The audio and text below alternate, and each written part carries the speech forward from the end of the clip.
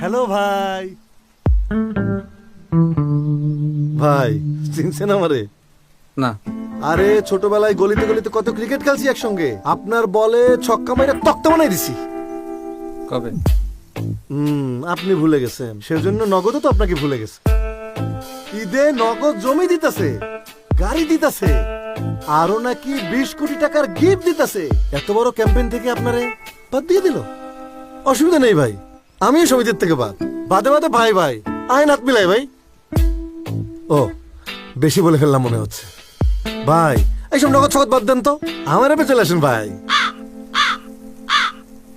ভাই ভাই ভাই চলেই তো যাবেন, আসেন একটা সেলফি তুলি। ভাই ভাই গোল্ডের ফোন দেখেন,